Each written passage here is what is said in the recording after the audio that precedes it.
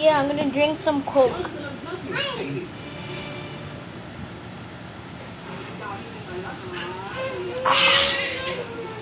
Wait. No! It can't be! Sister's Coke! Just wait for a moment.